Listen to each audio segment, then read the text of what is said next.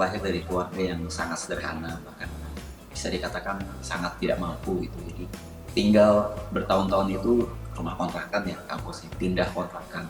Dan kita selalu pindah kontrakan karena kalau kontrakan sebelumnya harga dinaikkan, itu bapak sama ibu pasti cari kontrakan yang lebih murah gitu. Dan waktu itu saya ingat ketika suatu ketika akhirnya menerima Tuhan itu karena ada yang berbuat baik, ada yang menolong bapak ibu.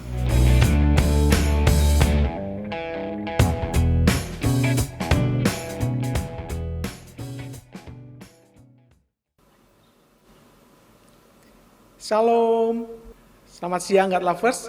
Bertemu lagi dengan saya, Pose, Apolonius Lase, di acara Diaspora TV Talk Show yang kita tayangkan setiap hari Sabtu pukul 13 waktu Indonesia bagian Barat. Seperti biasa, kita selalu mendatangkan narasumber yang istimewa di Diaspora TV Talk Show, dan kali ini kita menghadirkan mantan penyanyi dan tentu sudah diketahui banyak orang. Beliau adalah mantan vokalis Space Jam. Kita sapa saja narasumber kita hari ini, Mas Adon Saptowo. Selamat siang, Mas. Halo, Shalom Kak Pose, selamat siang. Shalom. Shalom God Lovers. Apa kabar, Mas Adon? Puji Tuhan baik, sehat. Ya, Terima kasih Kak Pose, apa kabar? baik. Terima kasih juga loh Mas Adon udah memberikan waktu bisa hadir berbagi dengan Diaspora Thank you. TV. Dan ini sebuah kehormatan bagi kami dan tentu juga kehormatan bagi para fans ya yang ada di luar sana dan tentu anak-anak Tuhan yang pengen tahu kabar Mas Adon. Baik Mas Adon, sebelum kita mulai, mari kita awali dengan doa dulu ya Mas. Baik Kak Pose. Kita berdoa. Tuhan Allah Bapa kami yang bertata dalam kerajaan surga, puji syukur Tuhan atas segala kasih-Mu yang Kau berikan bagi kami hingga siang hari ini Tuhan, kami bisa dipertemukan dengan hamba-Mu Adon Saptowo yang Kau kirim bagi kami Tuhan untuk berbagi cerita tentang kasih-Mu dan tentang kebesaran-Mu yang dialaminya dalam hidupnya.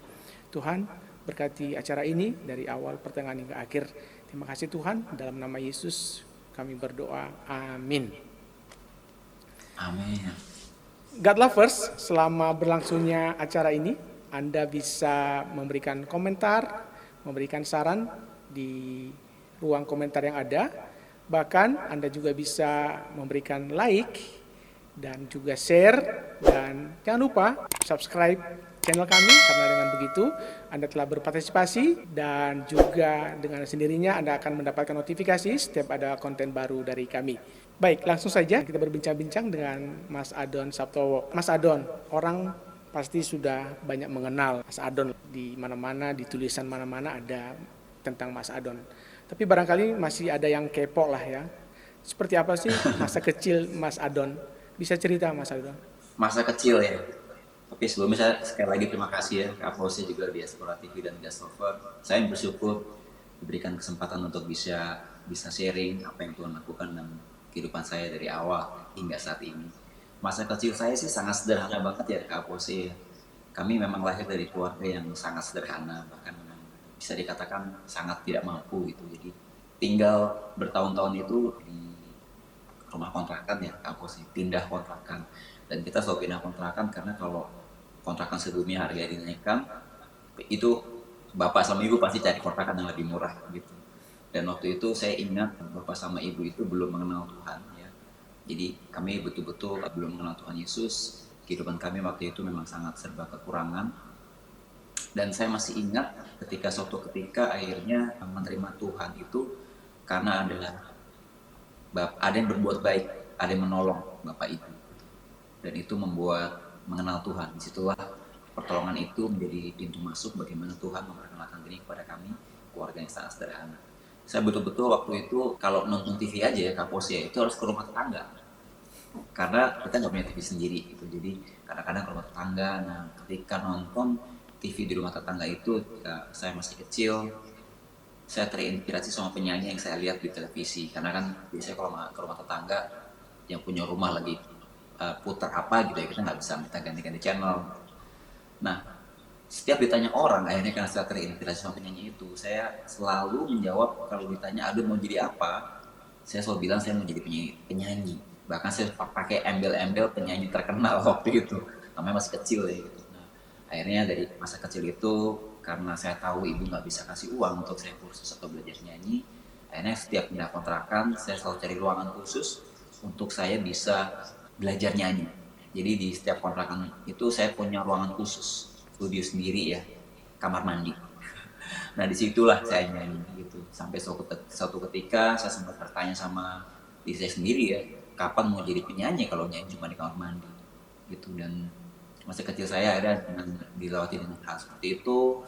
Terus kadang-kadang saya dikatakan anak kali ya, anak sungai, karena kalau berenang ya karena kami nggak bisa juga untuk bayar kolam yang bagus, ya akhirnya kan saya berenangnya di sungai gitu, Kak Pose.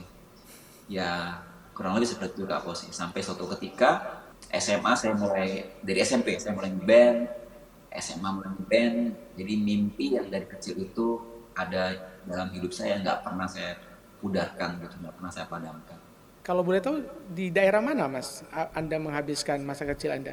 Saya lahir itu di Jepara, Kak Kosi. Tetapi umur 3 tahun, kami sekeluarga pindah dari Jepara ke kota Bogor. Nah, dari umur 3 tahun itu sampai besar, saya jadi anak Bogor. Saya tinggal di kota Bogor. Nah, dulu, pertama kali itu, waktu saya kecil ya, bapak itu karyawan buruh pabrik. Kemudian Tuhan mulai angkat kehidupan bapak sama ibu dan akhirnya bisa menjadi guru. Bapak sama ibu jadi guru SMA, sama-sama mereka seorang guru ya. Tapi kehidupan kami jujur tidak lepas dari proses kehidupan yang namanya kekurangan. Saya masih ingat ketika kami nggak punya uang atau nggak ada makanan di rumah. Nah, hal yang ibu lakukan adalah mengumpulkan kertas-kertas bekas atau majalah bekas atau kolam bekas yang ada di rumah, dan itu dikumpulkan, ibu bawa ke pasar, dijual ke pasar, istilahnya kertasnya di kilo.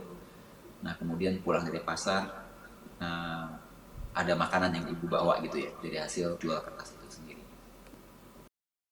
Menghabiskan waktu di Bogor dengan keluarga yang sederhana. Ini anak keberapa Mas Adon dari berapa bersaudara? Saya anak bungsu dari 3 bersaudara. Oke, di foto ini Papa ya? Iya, ini waktu ulang tahun ayah, saya panggil ayah, waktu ulang tahun lalu, ke 85 tahun. Papa tinggal sama kakak dekat rumah. Gitu. Di Bogor Jadi juga? kadang-kadang seminggu sekali ayah nginep di rumah kami, jadi bergantian ya. Di rumah kakak, di rumah kami gitu. Tapi kami tinggal di kota Bogor sama-sama. Oh, oke. Nah ini waktu kami ajak ayah liburan sama-sama ke Jogja waktu itu. Foto baru nih. Ini Bulan foto lalu baru ya? lagi Ini bersama Bogor. istri ya? Iya, sama Joyce. Oh, Mbak Joyce. Tuhan pulihkan keluarga ini. Bagaimana Bapak Ibu mendidik anak-anaknya? Saya ingat sekali bagaimana bapak sama ibu ya mengajarkan kepada kami. Yang pertama itu ada 2 poin yang saya ingat ya. Yang pertama itu adalah mengenai jangan pernah lihat keterbatasan kita, karena kita punya Tuhan yang besar. Jadi saya ingat bapak ibu tuh melihat saya suka nyanyi kan di kamar mandi. Terus tahu banget anaknya pengen jadi penyanyi. Gitu. Dan dia selalu mengatakan jangan pernah lihat keterbatasan kita. Kita punya Tuhan yang besar. Jadi miliki mimpi yang besar. Karena punya Tuhan yang besar. Suatu ketika kalau kamu mencapainya ya Don, itu kata-kata ayah sama ibu. Kamu harus tahu itu bukan hanya karena usahamu, tapi hal yang terbesar adalah itu karena Tuhan.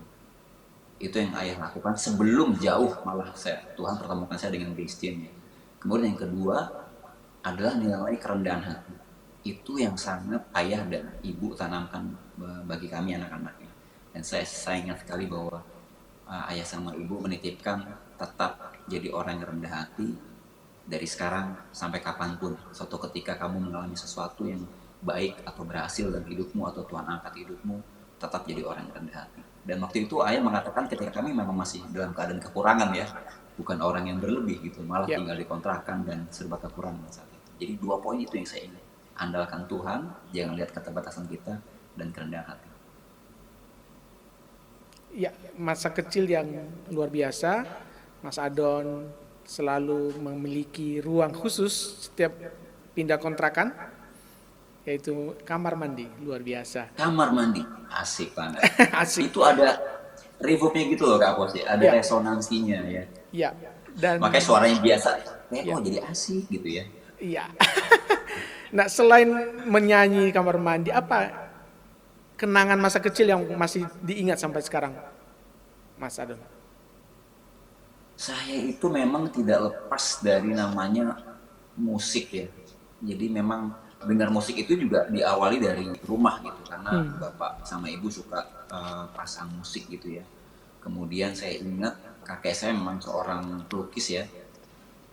Kakek seorang pelukis, tapi dari ibu ya itu seorang kepala sekolah di Madiun gitu. Jadi memang nilai atau jiwa edukasi kuat di keluarga kami, tetapi darah seni juga kuat mengalirnya. Saya ingat adalah saya seperti dari kecil itu berusaha untuk mencapai mimpi saya jadi penyanyi. Jadi yang saya ingat adalah suatu ketika ibu pernah melarang saya gini, aduh kita ini orang nggak punya, kamu nyanyi terus, bu kamu belajar aja yang rajin, terus kamu berhasil, nanti kalau kamu udah besar kamu bisa kerja kantoran, pakai dasi gitu ya, pulang jam Hmm. 8, pergi jam 8, pulang sore, dan kamu bisa membuat keluarga kita jadi lebih baik keadaannya. Itu yang pesan ibu saya ingat. Nah akhirnya dari kelas 4 SD itu karena udah mulai dilarang nyanyi ya gitu, dan waktu itu saya udah mulai ngisi pentas seni di SD di sekolah gitu, kadang-kadang saya yang suka disuruh nyanyi sama guru-guru. Saya 4 SD, 5, 6 SD, SMP, SMA saya terus belajar sendiri rupanya Kak Apos, belajar rajin, dan puji Tuhan saya dapat ranking 1 dari kelas 4 SD sampai SMA, nggak pernah nggak ranking 1, Wow. karena Tuhan baik supaya saya punya alasan untuk diperbolehkan ngeband atau nyanyi sama ayah sama ibu. Itu yang saya ingat. Jadi juara 1, tapi tujuannya supaya boleh ngeband sebetulnya. Dan akhirnya pada sekitar tahun 94 Anda tergabung dengan Best Jam. Betul, Mas? Iya, Ya. itu cara unik Tuhan sekali, betul. Nah, Cara unik Tuhan tahun 94. 94. Baik, Mas Adon, di layar ada foto personel Best Jam. Ini Iya, format lama atau format baru, Mas? kalau ini format Base Jam Reunion. Reunion ya. Jadi kita bereuni ya.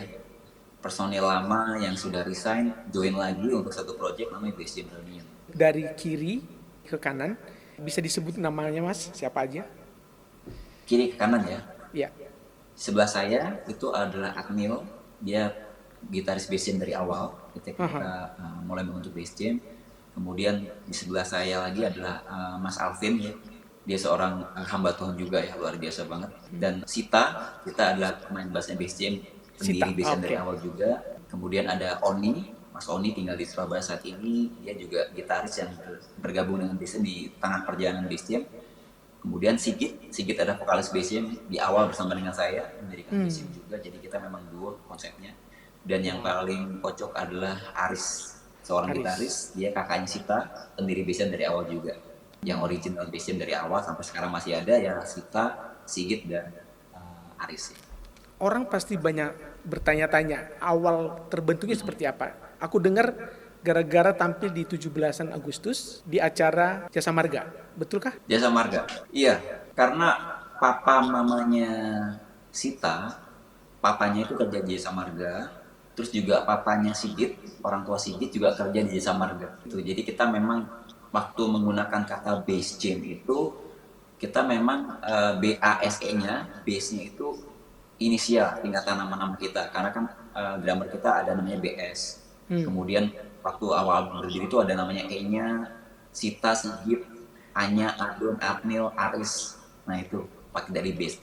Jam sebetulnya dikata jam session, tapi kita juga tidak bisa memungkiri awal mula kita, tempat kita dipertemukan, tempat kita berlatih itu karena papanya Sita dan Aris, papanya Sigit juga orang tuanya, dan itu papa Sigit dan papanya Sita itu ada di Jasa Marga. Nah jam itu juga bisa diartikan mungkin selain jam session juga Jasa Marga. Nah, di foto selanjutnya ada ini. Nah, ini kayaknya masih baru-baru ya. Ini format awal ya. Ini baru bau kita ini. Album pertama. Masih kenal nggak Adon yang mana? Adon kenal dong. Paling tinggi sendiri kan. Soalnya rambutnya beda tuh Kak Apos sih. Belah tengah. Keren, keren. Bagaimana Tuhan mempertemukan saya dengan Base Jam, karena Base Jam itu mereka awalnya ada Sita, ada Sigit, ada Anya, ada Aris. Mereka sebenarnya cari pemain drum. Mereka buatlah satu audisi untuk menemukan pemain drum di kota Bogor ya. Kalau mereka tinggal di Jakarta, mereka datang ke kota Bogor, sewa satu studio, datanglah beberapa pemain drum untuk diaudisi. Nah saya udah punya band, saya mengantarkan teman saya pemain drummer saya untuk diaudisi sama bass jam. Dia bilang, ini ada band dari Jakarta nih, cari drummer, gue mau ikutan lah. Saya nganterin, jadi saya nggak ada maksud apa-apa dan tidak bermaksud untuk diaudisi karena memang BCM ini hanya cari drummer. Jadi ketika saya nganterin teman saya BS yang adalah drummer pertama BCM itu diaudisi, BS-nya diterima, kemudian dia nawarin kayak saya bawa penyanyi tuh vokalis temen saya gitu, suaranya lumayan loh gitu. Boleh nggak dia dites juga gitu. Jadi betul-betul nggak ada niatan sampai mungkin BCM-nya bilang, oh kita nggak cari penyanyi, kita udah ada Sigit. Kan memang Sigit waktu itu penyanyi vokalis awalnya ya. Sampai mungkin teman saya maksa akhirnya mungkin BCM-nya juga udah deh coba aja deh gitu. Ya udah saya disuruh masuk.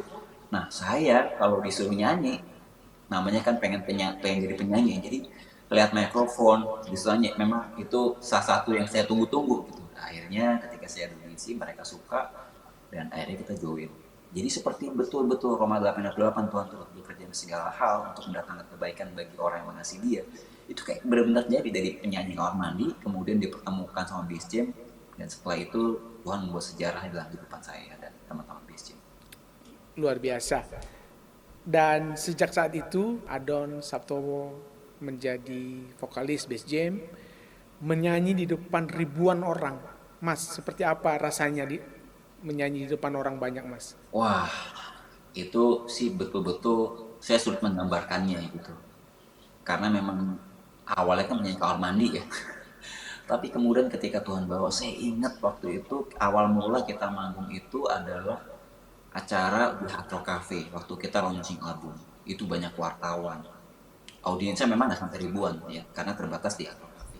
Tapi itu membuat satu perasaan yang Tuhan taruh di hati saya itu benar-benar wah nggak terkira deh, nggak bisa dikatakan gitu. Saya betul-betul merasakan sesuatu experience yang luar biasa, adrenalin betul-betul mengalir. Dan saya ingat setelah itu kita pernah perform di acara salah satu televisi swasta ulang tahun di Medan, dan itu yang nonton kayaknya lebih dari 30.000, dan itu first time melihat. Sebelumnya mungkin 3.000, 4.000 ya, 10.000-an, tapi ketika 30.000 audiens waktu itu di Medan, dan wah kita sampai ngelihat audiens itu jauh di belakang nggak kelihatan.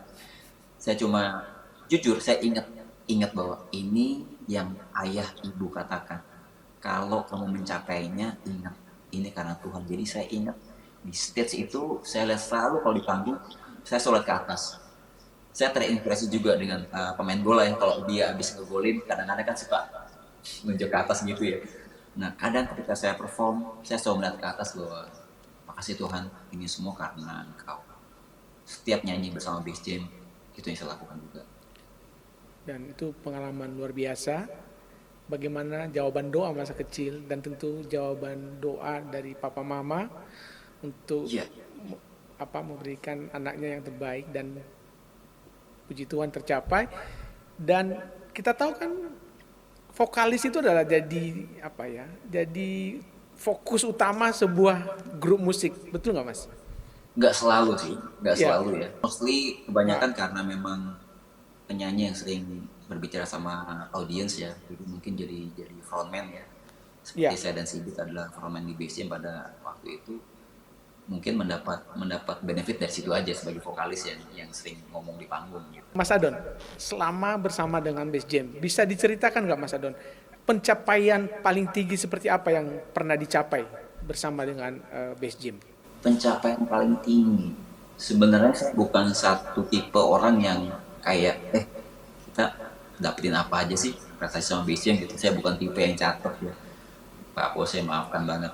Nah saya ingat bass jam pernah dianugerahi untuk anugerah musik award ya, anugerah musik Indonesia AMI untuk lagu Bukan Pujangga. Kemudian juga pernah beberapa kali dapat MTV Award itu, dan yang mungkin bukan berupa award tapi yang membuat kami itu ini satu pencapaian yang luar biasa adalah waktu itu kita eh, album ketiga kalau nggak salah ya, itu lagu Bukan Pujangga, dan itu terjual lebih saat itu era itu lebih terjual lebih dari 750.000 keping CD dan kaset. Dan waktu itu di awal-awal album itu rilis belum ada fisiknya, belum ada CD kaset, jadi baru ada di radio. Tapi ketika kita perform pertama membawakan lagu itu, audiens semua hafal menyanyikan liriknya dari awal sampai habis. Jadi nyanyi bersama-sama dengan kami, padahal belum ada kaset dan CD-nya keluar ke pasaran. Di situ kita benar-benar kaget juga ya, wah ternyata lagu kita dapat hati ya di pendengar musik Indonesia dan mereka suka, terus mereka menyanyikan bersama-sama dengan kita singklong. Dan itu yang buat saya lebih dari sekedar, lebih dari nilainya, lebih dari award yang lain kan? Karena awardnya itu dari audience atau teman-teman yang kita katakan Bass Jam friends, fansnya Bass Jam. Wow. Tentu selama merengkuh kesuksesan di Bass Jam, Tuhan juga saat itu memberikan semua yang dibutuhkan dan tercukupi ya Mas Adon. Bahkan mungkin lebih Puji dari Tuhan, ekspektasi. puji Tuhan. Yang saya bersyukur adalah tadi waktu saya cerita di awal Kapolsek kami dari keluarga yang sangat sederhana, kekurangan gitu. Jadi sampai sebelum Tuhan itu berikan satu kesempatan untuk saya ada di dunia musik berkarir bersama Bass Jam, kami memang sangat kekurangan saat itu. Bahkan saya masih ingat kami memang ada masalah keuangan ya, karena uh, income yang didapat oleh bapak ibu rasanya nggak cukup untuk bisa membuat anak-anaknya sampai ke perguruan tinggi semua. Dan saya bersyukur ayah ibu begitu berjuang, saya dan kedua kakak saya semuanya menyelesaikan S1 karena perjuangan mereka. Dan saya melihat mereka harus berusaha payah, maaf harus mungkin meminjam ke kiri dan ke kanan gitu. Dan ketika Tuhan berikan kesempatan saya ada di Bass Jam, yang saya ingat adalah ini saatnya untuk bapak sama ibu nggak bekerja lagi gitu, jadi biarkan anak-anak yang take care. Dari situ saya minta untuk mereka apa ya, gantian rest biar anak-anaknya take care. Terus puji Tuhan kita bisa menutupi segala kekurangan yang tadi saya katakan harus menyanyi ke kiri dan ke kanan. Jadi betul-betul Tuhan memberikan berkat lewat Bass Jam ini, tidak hanya buat saya pribadi tapi juga buat keluarga, dan kehidupan kami sama Tuhan diangkat, diberkati secara finansial, secara ekonomi juga. Iya, luar biasa. Hal lain adalah ketika Anda jadi vokalis itu kan pasti jadi idola. Ya, banyak yang suka. Bagaimana Mas Adon mengatasi atau mengelola kondisi itu, Mas Adon? Mengelola ya. Awalnya sih agak kaget ya ke Apos ya. Kagetnya sebenarnya bukan misalnya saya jadi sombong atau gimana, enggak. Awalnya karena saya merasa adalah orang yang biasa dan ayah sama ibu tuh menanamkan, ayo tetap rendah hati. Jadi ketika ada orang misalnya gini, karena di awal kan saya masih pakai public transportation kan gitu. Kalau di Bogor namanya angkutan kota. Jadi sering banget itu bertahun-tahun masih pakai angkot, masih pakai bus gitu ya. Nah di angkot itu selalu kadang-kadang dikenalin, minta foto, minta tanda tangan. Nah saya kaget tuh, aduh, saya nggak terus seperti itu gitu kan. Biasa aja lah, ini Adon yang biasa kok gitu. Lalu misalnya masuk ke mall, beberapa orang kenal, terus ketika ngisi waktu itu ada ketika Tuhan berkati dengan mobil, ngisi di pom bensin, ketemu di mana gitu orang kenal. Ya saya berpikir itu semua dari Tuhan ya, dan saya ingat apa yang ayah sama ibu katakan soal kerendahan hati. Itu yang itu membuat saya bukan jadi orang yang tadi Kak Apus katakan gimana memanage gitu, karena justru aduh bisa deh gitu, biasa aja deh gitu, karena memang nggak, saya bukan tipe orang yang kalau ada orang yang aduh gitu saya menjadi orang yang suka, tapi ya udah biasa aja gitu. Nah saya bersyukur dengan apa ya yang pesan dari ayah sama ibu saya sampaikan tadi tentang kerendahan hati. Jadi nilai-nilai masa kecil itu yang diajarkan papa mama sangat bermanfaat ya Mas Adon, membentuk Mas Adon Iya, berkarakter iya, seperti saya itu. sampai sekarang itu. Dan jujur saya ingat Roma 8 ayat 28. Karena tadi kan waktu dikenalkan sama Bishop dengan cara unik, caranya Tuhan ya. Ibaratnya benar-benar kayak Daud gitu, cuma nganter rantang untuk kakak-kakaknya di medan perang. Nah, saya cuma nganterin drummer saya untuk audisi, dan saya cuma duduk aja di depan studio, apa sih, benar-benar kayak anak kampung gitu, anak Bogor gitu, anak band Bogor, nungguin temen. Kemudian berikan kesempatan itu. Jadi saya percaya Roma 8:28 bukan hanya buat kebaikan saya dan keluarga saya, tapi ini pasti dari rencana Tuhan nih. Waktu Tuhan mengizinkan saya ketemu dan berkarya sama teman-teman di PSC. Jadi saya nggak ambil satu benefit yang menjadi orang yang lebih dikenal gitu, menjadi sesuatu yang bisa saya gunakan untuk hal lain, tapi saya selalu akan kaitkan dengan rencana Tuhan apa ya dalam hidup saya. Kenapa Tuhan ada mengizinkan saya ada di PSJ? Seperti itu Kak Bos. Ya, menurut Mas Adon, apa kunci atau faktor-faktor yang membuat Base Jam itu berhasil sebenarnya, Mas? Kalau buat saya ya jujur, PSM ini bukan sekedar band. Jujur, ini adalah hubungan kami lebih seperti keluarga. Itu apapun yang terjadi ya, misalnya ada pertengkaran, let's say lah, sekarang saya udah resign, dan waktu itu sebelum saya resign, Sigit resign duluan. Tapi kita ini tetap punya hubungan yang nggak sekedar baik, tapi akrab, erat. Dan buat saya gini, band seperti ini sangat jarang. Jujur, saya melihat BC adalah dan saya merasakan keluarga saya sendiri. Inilah kunci yang saya katakan BCM diberikan kesempatan ada di musik Indonesia karena punya satu nilai solid, kekompakan, kekeluargaan yang baik. Nah, waktu kita kompak, kita solid, kita sering kumpul, kadang-kadang bareng gitu ya, lahirlah karya-karya original dari BCM gitu. Bukan karya yang diada-adakan, tapi karena kita sering ketemu, kita saling memperhatikan, saling sayang ya, kayak satu family, akhirnya lahir karya-karya yang original seperti Bermimpi, Jatuh Cinta, Rindu, Bukan Pujangga. Dan itu yang saya bersyukur ya, Tuhan mempertemukan saya dengan BSJ, sebuah keluarga yang sampai sekarang meskipun tahun 2019 secara resmi saya sudah tidak menjadi vokalis BSJ, tapi hubungan saya dengan BSJ itu like family. Dan memang ini ada rumah saya juga. Ya, tadi terkait pernyataan Mas Adon bahwa tahun 2019 memutuskan keluar dari Base Jam. Sebenarnya pasti orang ada yang tahu, ada yang tidak. Keputusan meninggalkan grup yang membesarkan nama Mas Adon, apa yang mendorong Mas Adon keluar, Mas? Ini satu hal yang sangat tidak mudah sih, Kak Apos sih. Karena di tahun 2019 itu adalah tahun dimana bertepatan juga dengan 25 tahun berkarya bersama BSJ. Ketika Tuhan berikan kesempatan tahun 1994 BSJ terbentuk, dan 2019 itu betul-betul melewati 25 tahun. Jadi itu pun lebih dari separuh hidup saya. Dan ketika harus memutuskan meninggalkan BSJ satu hal yang berat, tidak mudah untuk mengambil keputusan itu, air mata mengalir deras. Dan saya tetap harus mengambil itu karena kalau saya katakan reason utamanya adalah saya mau taat apa yang Tuhan percayakan dalam kehidupan saya.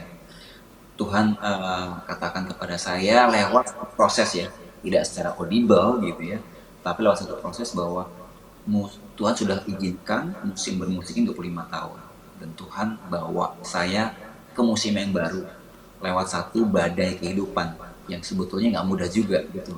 Diawali dengan badai ini yang membuat saya sepertinya terdorong atau Tuhan arahkan untuk shifting. Cukup ya 25 tahun berkarya ini bersama BCM, cukup kamu diberikan kesempatan untuk bermusik. Nah, Tuhan bawa ke satu musim yang baru. Itu ketika saya mengalami satu kondisi tulang kapose ya, dan saya harus di treatment waktu itu. Dan ketika di treatment itu, treatment yang penting buat tulang saya, ternyata treatment itu punya side effect kepada pita suara saya. Dan pita suara saya yang mungkin banyak orang mengenal pita suara saya tinggi mungkin gitu ya, tapi ketika treatment yang dibutuhkan buat tulang saya itu ternyata berimpact dan pita suara saya menjadi menebal, dan itu membuat suara menjadi lebih low dari sebelumnya. Nah, proses impact itu tidak langsung tetapi bertahap gitu Kak Apos, dan itu diawali impact itu tahun pertengahan 2018, Maret 2018, jadi hampir setahun sebelum saya memutuskan untuk resign dari PSJ. Nah, ketika saya mulai terimpact, jujur waktu itu ada seorang hamba Tuhan, dia telepon, dia orang Indonesia. Nah, dia adalah Papa Roni saya, mentor saya, dan waktu itu beliau ada di US. Ketika tahu keadaan saya seperti itu, pita suara saya terimpact dan saya mengalami kondisi tulang yang tidak mudah, satu hal yang dikatakan, Adon, waktu bermusikmu sepertinya sudah selesai. Tuhan membawa musim yang baru. Waktu dengar itu udah, karena jujur saya masih sangat mencintai apa yang saya lakukan. Saya masih mencintai Bass Jam, sampai sekarang pun saya mencintai Bass Jam gitu. Dan apalagi bermusik itu impian saya dari kecil. Dan Bass Jam itu udah seperti keluarga sendiri gitu. Jadi sangat tidak mudah dengan apa yang sudah Tuhan percayakan. Kemudian sepertinya Tuhan mau minta saya melepas itu, atau dengan kata Tuhan mau ambil, karena jujur yang terimpact adalah pita suara saya, dan pita suara itu adalah sesuatu hal yang bagi seorang penyanyi itu satu yang hal yang berharga ya, harta karun sekali gitu. Tapi ya sudah, ketika saya mendengar message yang saya yakin itu dari Tuhan, dan saya mulai nggak langsung menerimanya, tapi saya mulai mengunyahnya, saya mulai memikirkannya, membawanya dalam doa, lewati pertimbangan yang berat, air mata, diskusi sama Joyce istri saya, sampai akhirnya di akhir 2018 saya memutuskan, oke, saya mengerti apa yang Tuhan rencanakan untuk kehidupan saya ke depan, dan saya juga tahu pasti Tuhan punya rencana yang indah buat Christian. Nah, disitulah saya mulai mempersiapkan diri untuk proses pengunduran diri saya di September 2019. Jadi itu yang mengawali kampus. Ya, dan itu adalah titik balik kehidupan Adon ketika Tuhan boleh memberi kesempatan penyakit datang, dan ada ternyata rencana Tuhan di balik itu semua, dan akhirnya melayani sampai sekarang. Dan tadi tersebut nama seorang wanita, Joyce, istri Anda. Bagaimana Anda bisa bertemu dengan seorang perempuan yang menjadi istri Anda sekarang? Joyce, Ambon manis sih, nona Ambon tak apa sih. Orang Ambon ternyata ya. Iya, iya. Iya, iya. Joyce Pelukesi, dia papa mamanya asli Maluku. Nah, saya bersyukur gini, saya selalu melihat gini, kalau Tuhan untuk saya dipertemukan sama Bass Jam aja dengan cara yang unik ya. Dan ketemu sama Joyce juga dengan cara yang unik gitu. Kami sama-sama melayani sekolah minggu tapi berbeda gereja gitu ya. Jadi gereja saya adalah GPIB Sebakti Bogor, dan Joyce waktu itu GPIB Sawangan Depok. Nah, suatu ketika Joyce main tuh ke gereja saya di Bogor gitu ya. Kita ketemu, jadi seperti kalau sama Joyce bisa dikatakan bukan love at first sight, tapi love at second sight. Pertemuan pertama kayak biasa aja, tapi waktu pertemuan kedua tuh kayak ketemu Joyce ini juga chemistry gitu, dan cukup panjang sejarahnya ya Kak Fosi, karena kalau dikatakan berapa lama kamu pendekatan sama Joyce, sebelum kami menikah itu pendekatan sama Joyce itu 12 tahun. Jadi lewati proses yang panjang juga gitu, karena ya jujur waktu itu sebagai seorang penyanyi perlu perjuangan lebih ya untuk bisa mendapatkan hati dari papa dan namanya Joyce gitu. Tapi ya udah, rencana Tuhan itu ya luar biasa gitu. Nah, salah satu hal yang unik adalah gini, Joyce itu punya satu kriteria yang menjadi salah satu calon, kalau nanti Tuhan berikan pasangan hidup buat Joyce, dia katakan nama saya adalah dia harus mau mengajar sekolah minggu gitu. Dia tidak literally katakan dulu sekolah minggu, tapi karena Joyce mengajar sekolah minggu, jadi nanti kalau Tuhan berikan pasangan ini mau sama-sama melayani di sekolah minggu. Dan waktu ketemu saya juga seorang pelayan sekolah minggu, punya satu passion yang luar biasa kepada anak-anak, ya udah kami ketemu gitu. Itu seperti dipersatukan Tuhan, dan terbukti sekarang kita ada di child ministry, pelayanan anak, dan juga sama-sama di child education juga. Baik, dan komitmen seperti apa Mas Adon dalam melihat pernikahan Mas? Anaknya banyak. Anak kandung belum Tuhan karuniai. Ya kami bersyukur Tuhan, maksudnya secara anak kandung Tuhan belum karuniai, belum percayakan. Tapi Tuhan percayakan banyak anak-anak yang dekat dengan kami, itu yang kami syukur. Thank you Kak Posi. Kalau satu komitmen, saya sama Joyce selalu ngomongin dari awal Kak Posi, bahwa di rumah kita itu tidak boleh kita kehabisan pengampunan. Pengampunan itu nggak boleh habis. Itu yang saya ingat ketika kami berdua di konseling pernikahan ya, persiapan pernikahan. Beberapa hamba Tuhan kami di konseling pernikahan tidak hanya oleh satu hamba Tuhan, tapi beberapa hamba Tuhan. Dan satu hamba Tuhan mengatakan bahwa nggak boleh habis ya pengampunan di rumah tangga kalian.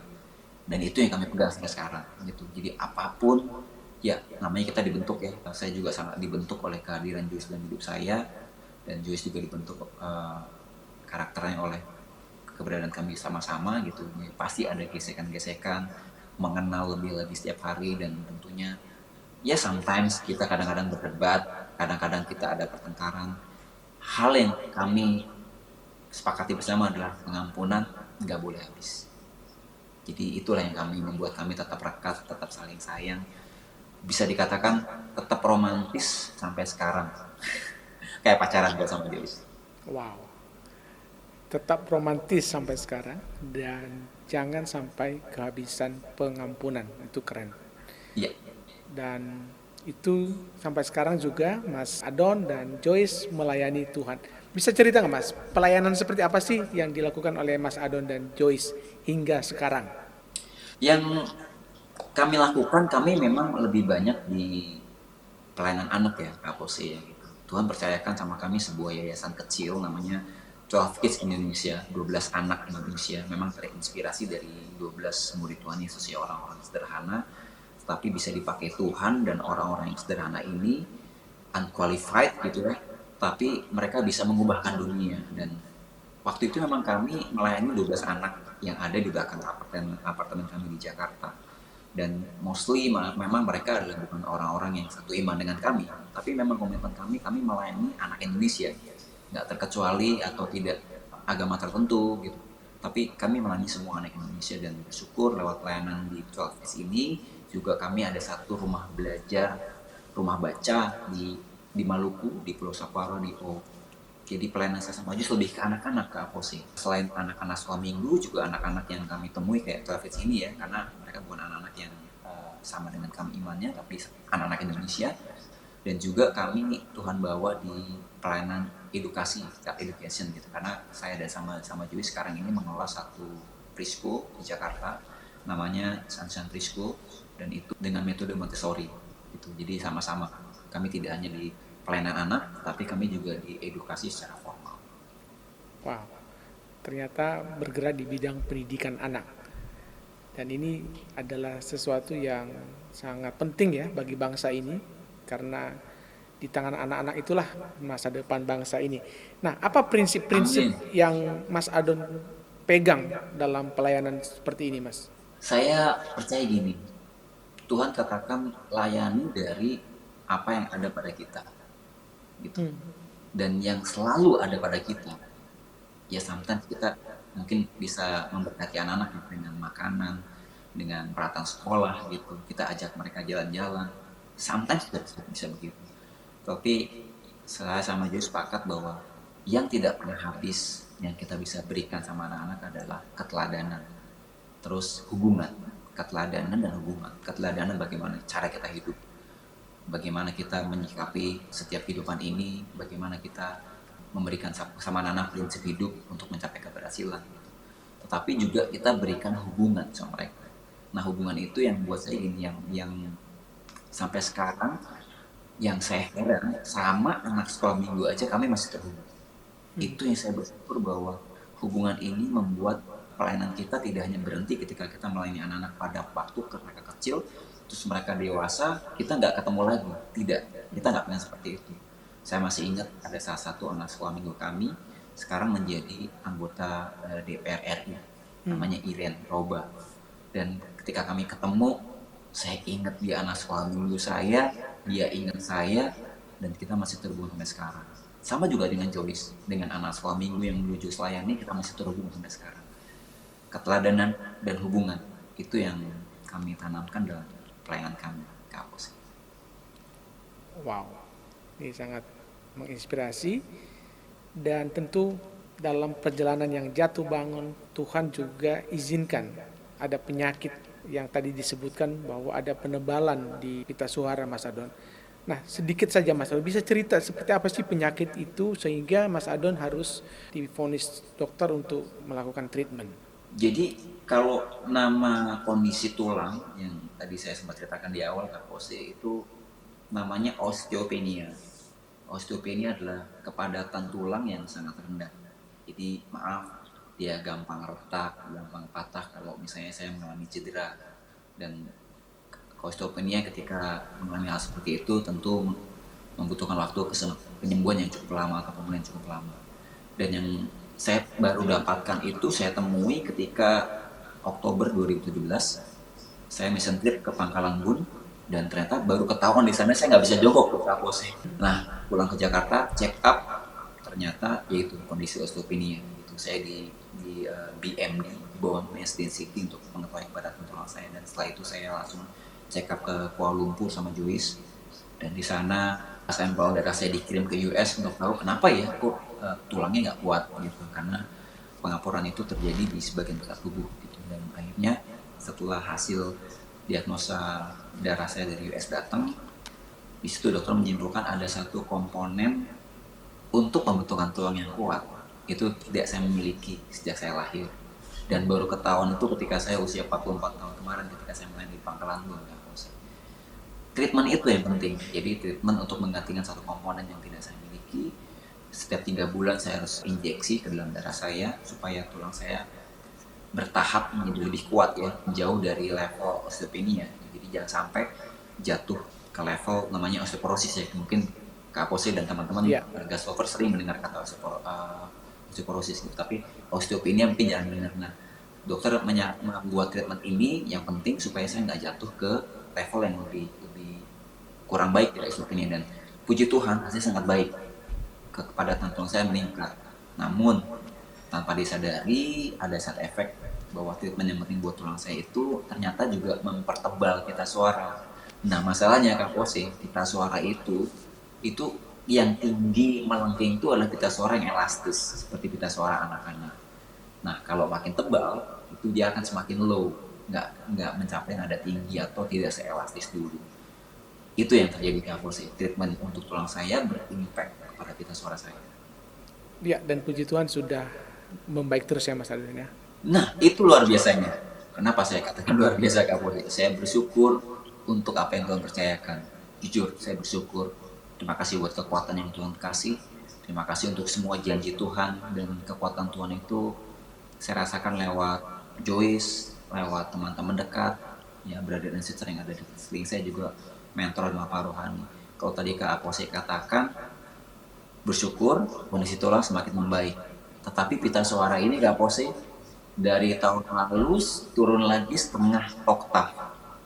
Jadi jujur keadaannya untuk pita suara tidak bisa balik seperti dulu kalau menurut dokter. Karena jujur saya sempat cek sampai ke Australia, kemudian cek di Kuala Lumpur kemarin ya, terus cek ke Singapura juga, cek ke Taiwan gitu ya. Jadi pas dapat kesempatan mengisi di sana, saya sekalian cek, dan dokter di sana confirm mengatakan suara itu nggak bisa balik seperti dulu gitu, karena side effect-nya itu adalah bentuknya adalah bentuk fisik gitu, dan itu sudah berubah gitu. Nah, saya hanya bersyukur. Memang sulit Kak Pose, yang tadi saya katakan bahwa pita suara adalah satu hal yang berharga bagi seorang penyanyi. Tapi rasanya kalau Ayub bisa berkata dan dia bisa menghidupi, Tuhan yang memberi, Tuhan yang mengambil. Rasanya dalam musim kehidupan saat ini, saya harus belajar untuk bisa menerima firman yang Tuhan lewat Ayub, Tuhan yang memberi, Tuhan yang mengambil. Karena saya percaya Tuhan punya rencana yang indah, Tuhan gak pernah tinggalkan. Saya mau coba bersyukur untuk apa yang Tuhan percayakan dan terjadi untuk saat ini. Mas Adon, kita sudah banyak membicarakan terkait pelayanan, dan tentu dalam pelayanan ini ada orang-orang yang bekerja sama dekat dengan Mas Adon. Ada nama seperti Mas Felix Agus dan juga Lucky Barus. Siapa mereka ini? Kita sapa saja Mas Lucky Barus dan juga Mas Felix Agus yang sudah terhubung dengan kita. Selamat siang. Selamat siang Pak. Mas Felix sama Mas Agus. Mas Felix, Mas Lucky. Siap Kak. Aduh. Apa kabar nih Mas Felix sama Mas Lucky? Puji Tuhan sehat-sehat. Ya, ini Lucky juga baru sehat. Puji Tuhan. Ini pasti kenal ya sama tamu kami ini. Wow, kenal banget. Iya. Bro Adon, gak ada yang gak kenal. Gak ada yang gak kenal. Gak ada yang gak kenal. Iya, ke Mas Lucky dulu ya. Mas Lucky, bisa cerita nggak Mas, sejak kapan Mas Lucky mengenal Mas Adon Saptowo? Ada. Ya, jadi waktu itu saya ada gereja di Kelapa Gading. Waktu itu kami tuh bikin acara. Waktu itu bintang tamunya kebetulan kita undang Bro Adon untuk jadi guest star. Nah, waktu itu saya biasalah guest star kan terakhir ya, bintang tamu biasanya di penghujung acara. Jadi kami pelayanan dulu, kami tampil dulu pujian penyembahan. Udah, saya juga biasa, saya nggak tahu, malah saya waktu itu kan karena gelap, jadi saya nggak tahu Mas Adon tuh duduk di mana. Jadi saya pelayanan ya memang ngeliatnya untuk Tuhan ya, pelayanan ngeliat untuk menyembah Tuhan. Jadi udah selesai, habis itu saya kelar acara, saya lupa waktu itu tiba-tiba Mas Adon tuh kontak dulu masih zaman Twitter kalau nggak salah gitu. Jadi saya dulu punya sobat. Iya ya, Mas Adon ya dari Twitter, terusnya dia tanya, ini Lucky, sebenarnya kalau nggak salah ceritanya nanti mungkin Bro Adon lebih jelas. Dia sebenarnya nyari vokalisnya kalau nggak salah, nyari vokalisnya bukan gitarisnya, cuman tiba-tiba ke aku, terus dia nanya siapa yang banyak bikin lagu sama aransemen gitu. Jadi sebenarnya kita bikin bareng, sebenarnya banyak bikin sama-sama untuk band sobat, tapi memang saya banyak yang nulis lagu. Udah dari situ nyambung, kebetulan Bro Adon mau bikin album, dia interview saya secara rohani segala macem, dan berlanjut sampai hari ini. Kurang lebih seperti itu sih singkat ceritanya. Kalau Mas Felix? Sebenarnya kurang lebihnya sama ya, maksudnya ketemunya di pelayanan gitu. Jadi ngiringin, kita pemain musiknya terus ngiringin bintang tamunya, salah satunya waktu itu Kak Adon. Tapi akhirnya beberapa kali ketemu lagi di sekuler lah gitu, jadi Kak Adon pakai sama bass jamnya, aku jadi kayak openingnya beberapa kali gitu. Akhirnya sempat ngobrol dari situ mulai, dan akhirnya bisa lebih dekat lanjut, udah kayak kakak adik sampai sekarang sih gitu. Mas Felix, menurut Anda seperti apa sih Mas Adon di mata teman-temannya atau di mata Mas Felix? Kalau di mata saya perhatian dan penyayang sih, hubungannya udah kakak adik sih. Jadi buat saya Kak Adon tuh bukan orang lain, kakak saya sendiri. Jadi dengan perhatian, dengan doa, dengan dukungan, support, salah satu support pertama saya ya salah satunya Kak Adon sih gitu, yang bikin saya sampai hari ini ada juga gara-gara doanya Kak Adon juga dan supportnya Kak Adon. Ya, seperti apa supportnya Mas selain doa? Masukan banyak, tapi paling penting doa dan kesediaannya Kak Adon selalu ada. Kalau pas di mana titik saya perlu seseorang, ada Kak Adon di situ. Oke, kalau Mas Lucky, sekarang Ya, pelayanan seperti apa yang dilakukan bersama Mas Adon? iya terakhir kami masih pelayanan sama-sama. Terakhir kita ke Semarang ya kalau nggak salah ya, sama Mas Adon ada pelayanan. Sampai hari ini sama seperti dulu, tetap pelayanan sama-sama ke gereja-gereja seperti itu. Ya. Oke, terakhir Mas Felix sama Mas Lucky, apa harapan dan pesan buat sahabat Anda ini, Mas Adon Saptowo? Pesan saya tetap pertahanin apa yang ada sekarang, karena buat saya itu yang udah paling terbaik sih. Jadi tetap pertahanin apa yang ada sekarang dengan hatinya buat pendidikan, hatinya buat generasi. Aku rasa itu yang paling dibutuhin sama orang-orang kebanyakan, khususnya di Indonesia dan sekitarnya Kak Adon. Mas Lucky? Thank you Bro Felix. Ya, kalau saya mungkin tadi nggak ditanyain, tapi saya boleh tanyain ya pendapat saya tentang Adon, boleh ya sedikit ya? Oh iya, silakan Mas. Menurut saya Mas Adon itu dari saya kenal sampai sekarang, dia itu kalau saya dalam hati, mungkin saya juga belum pernah bilang sama dia itu kayak Amsal berjalan. Menurut saya dia itu punya wisdom, punya hikmat yang benar-benar dia nggak pakai secara subjektif ya, dia selalu objektif, dia selalu kalau ngasih petuah itu selalu based on Bible gitu. Jadi itu menurut saya kedekatannya dia sama Tuhan tuh yang membuat saya belajar banyak gitu. Jadi karena kan ada orang kalau walaupun rohani kita tanya ya berdasarkan pendapatnya dia gitu, tapi kalau Bro Adon ini dia itu benar-benar berdasarkan based on Bible ya. Jadi kalau masukan untuk kakak saya, tetap punya hati heart of worship, selalu dekat sama Tuhan. Jadi apapun yang dilakukan selalu dalam path-nya Tuhan. Saya yakin dia akan memberikan inspirasi buat semua anak muda, buat semua orang yang mengasihi Tuhan. Karena saya juga mengalaminya. Itu sih kurang lebih. Thank you. Oke, mungkin Amen. Mas Adon memberikan respon buat sahabat-sahabatnya ini. Thank you adikku Lucky, adikku Felix. Siap. Iya, Sama-sama, Kak Fauzi Bro. ini dua orang yang sangat spesial sih buat saya dan Julius ya. Nggak hanya buat saya tapi buat kami berdua gitu, karena dari awal ketika bertemu dengan Bro Felix dan juga Bro Lucky ya terpisah gitu. Memang di hati saya pribadi ngerasanya memang seperti pertemuan yang sudah Tuhan rencanakan dalam kehidupan kita masing-masing gitu, baik dalam hidupku maupun baik dalam hidup Felix maupun hidup Lucky gitu. Jadi pertemuan itu kayak berasa sesuatu kayak ketemu pacar gitu. Artinya Tuhan tuh benar-benar pertemukan dalam waktunya Tuhan, terus ada chemistry gitu. Jadi tidak hanya secara kita merasakan spiritnya Tuhan ketika kita bertemu, terus kita bisa berkolaborasi sesuatu buat generasi ini melayani Tuhan sama-sama gitu.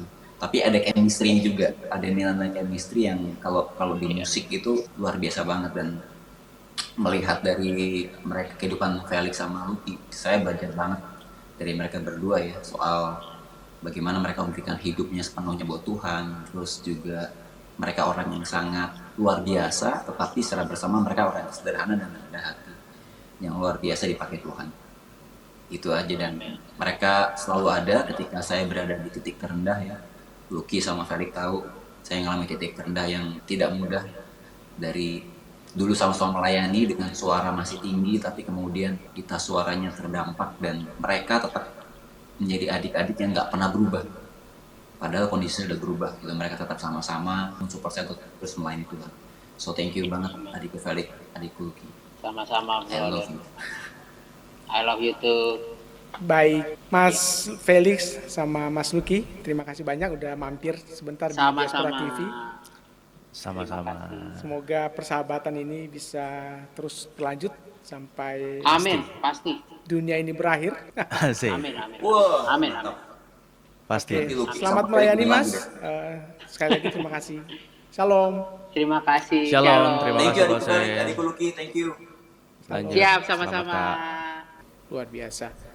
Dan pelayanan Anda ternyata tidak hanya di anak-anak. Anda juga berkhotbah di mana-mana, melayani anak muda, memberikan motivasi-motivasi di setiap pertemuan-pertemuan. Nah, ini salah satu contoh pelayanan anak muda. Ini di mana, Mas Adon?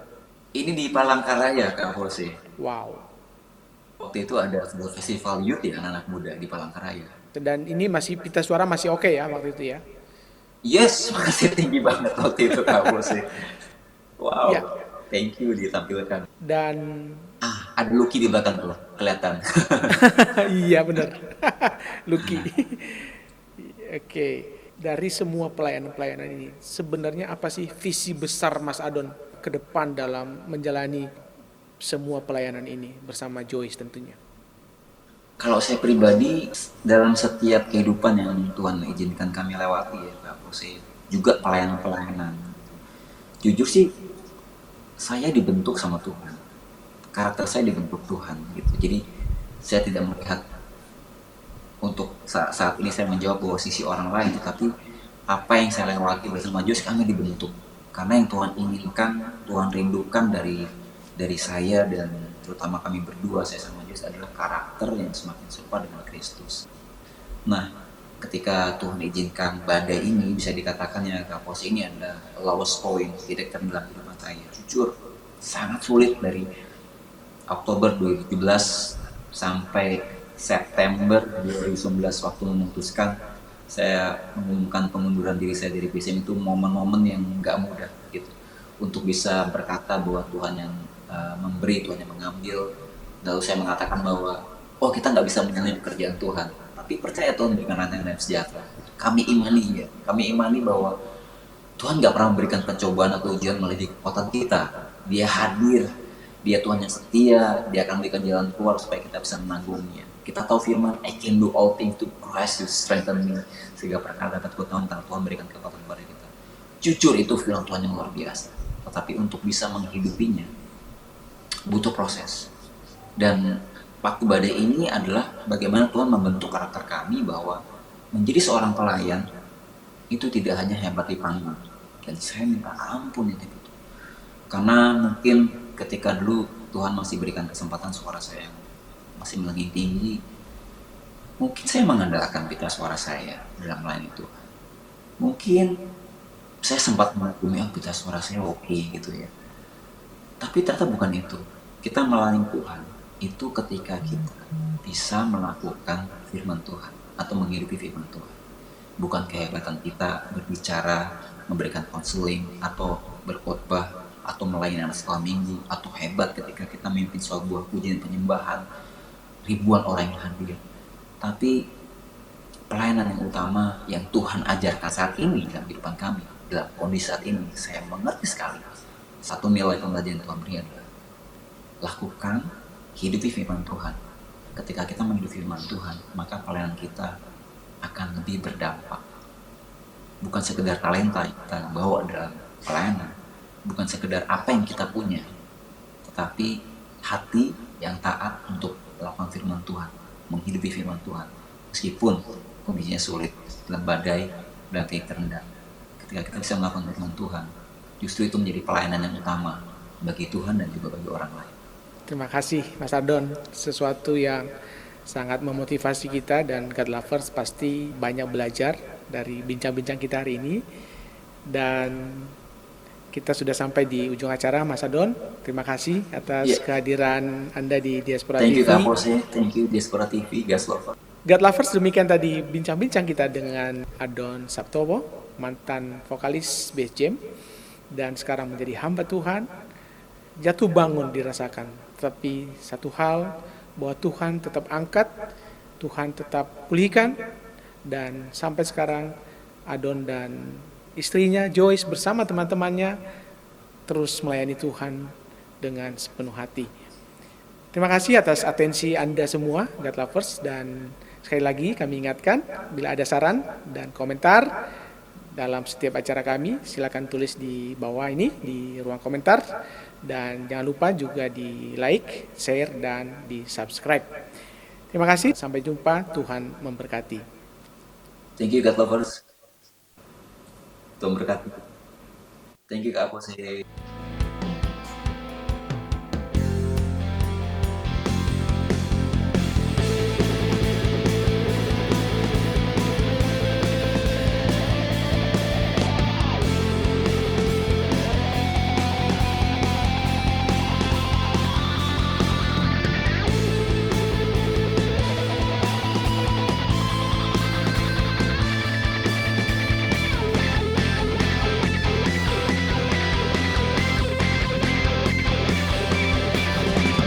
Tuhan kaulah harapanku, Tuhan kaulah penolongku, takkan pernah kau biarkan aman selalu.